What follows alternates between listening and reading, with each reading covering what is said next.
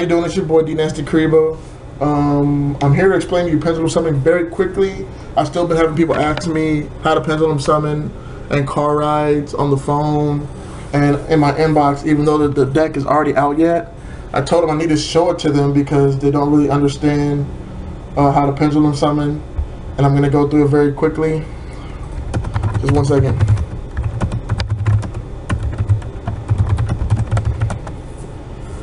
Anyway, so here we go. Now, as you can see, a pendulum monster. Now they have it where they have a pendulum effect at the top and a regular monster effect on the side. The pendulum zones are on the side. And right now, I'm setting the scale. And this will just be like it's my turn 1.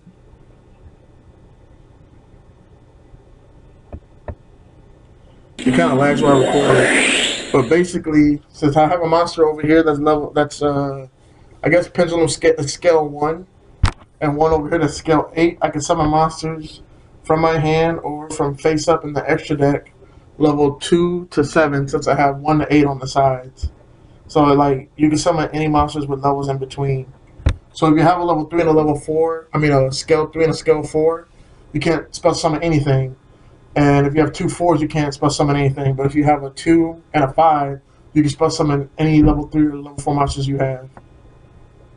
So here's a perfect example. Right now I'm doing a pendulum summon right now, where I can summon as many monsters as possible that I have in my hand. That's level 2 to level 7. There are a lot of pendulum monsters that have pendulum effects.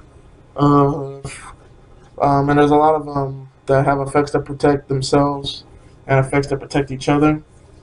For example, since I have all that is out right now, it's a pendulum monster.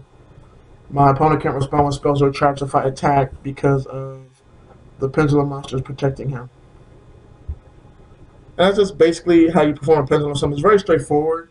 I'm going to show you how to do a more advanced one in the next turn.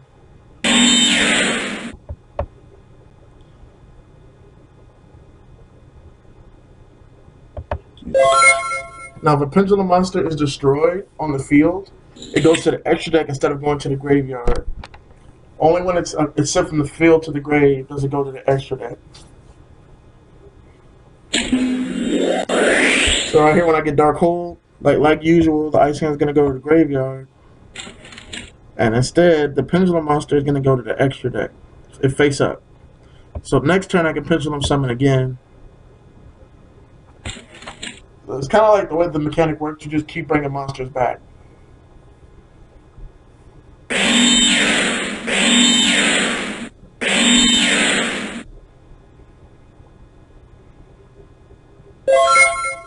Alright, that's basically, so you see my opponent, my friend Duran. Shout out to him and his channel for helping me out. I just needed somebody to show the opposing moves that Pendulums would have to go through.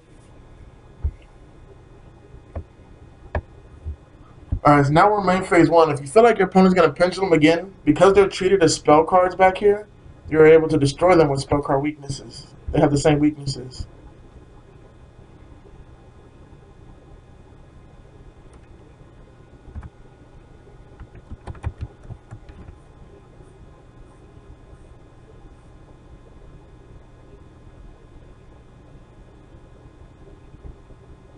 Because it's a mechanic, you can't chain any type of spell or trap card destruction because it's too late by then, so you have to do it beforehand.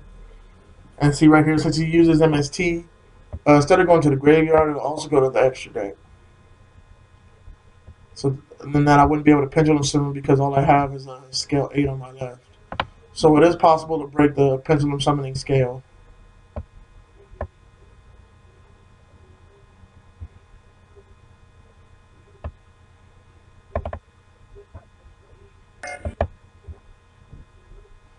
Let me just get it back to my hand.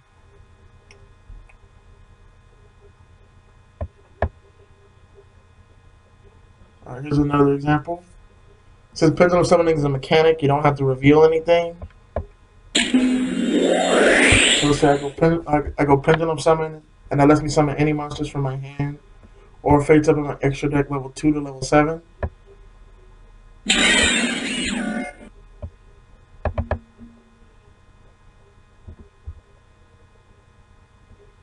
So I'm able to summon my Pendulum monster back, or any number of them back if I had multiples, and I can summon my monsters from my hand.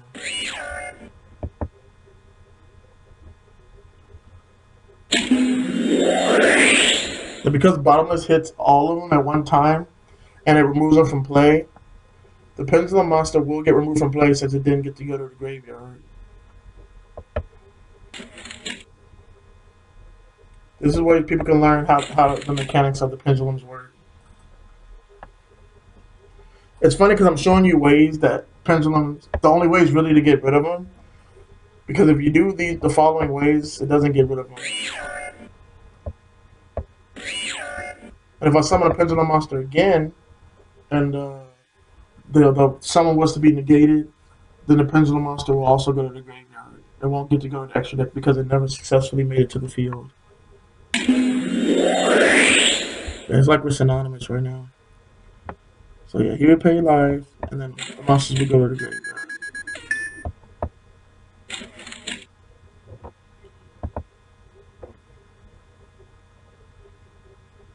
And that's basically all I had to show y'all. Besides that, it's very straightforward how Pendulums work. There's really nothing else to them. If they're synchro, since they went from field to grave, they'll go back to the extra deck. If they're overlaid, since these are both 2 level 7s, you can overlay them.